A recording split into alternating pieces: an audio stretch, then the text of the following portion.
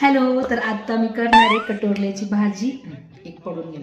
किंवा कटोरले चिरून झाले आणि कांदा पण चिरून झालेला आहे. आणि आता आपण बटाटा चिरूया. सर्वात आधी हे आपण तेलामध्ये वाफवून घेऊ, मग त्याच्यानंतर मसाल्याचे त्याला फोडणी घेऊ. बटाटे, कटोरले. हे कटोरले ना पावसाळ्यातच येतात, तर हे धुवून झालं. आता मी हे तेलात टाक. तर तेल तापलेलं आहे, टाकून देते.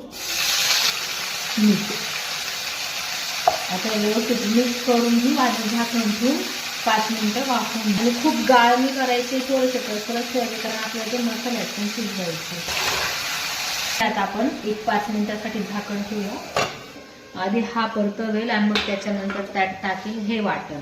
ह्या वाटणमध्ये जसं आपण कुठल्याही काळ्या मसाल्याच्या भाजीला वाटण करतो ना, कांदा, टमाटा, हिरवी मिरची, आलं, लसूण, कोथिंबीर, कढीपत्ता, हे सर्व घेतलंय मी आणि भाजून दळून घेतलेलं आहे. हे बघ, 2 भाग झाले. लगेच 5 मिनिटात वाफून जातात ते. आणि वाफल्यानंतर पण गॅस मोठा करायचा आणि ते मस्त कलसून घ्यायचं, म्हणजे त्याच्यातली जी थोडीशी अशी कडू टेस्ट असते ना, ती पण निघून जाते. त्याचं कडू पाणी पूर्ण आटवून घ्यायचं. काढून घेते. तेल तापलेलं आहे, तर सर्वात आपण टाकूया कांदा. तर कांदा मस्त लालसर परतून झालाय, हे बघा. आणि आता मी हे वाटण टाकणार आहे. आता आपण टाकूया त्यात हिंग, हळद, लाल तिखट, आता काळा मसाला. काळा मसाला मी 2 चमचा टाकणार. तर हे बघा, आपला मसाला पूर्ण रेडी झालेला आहे. आता आपण त्याच्यामध्ये टाकून देऊया कटोरले.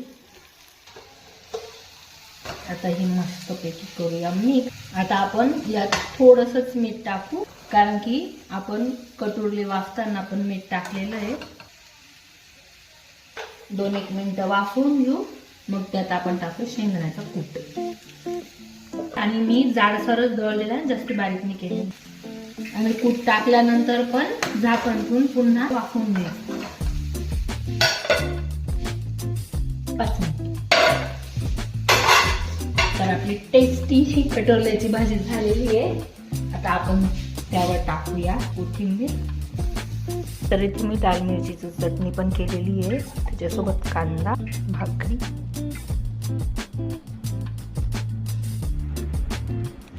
चला तर आता आपण करूया टेस्ट.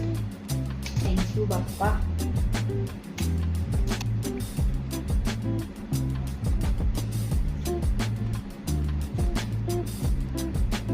एक नंबर झाली.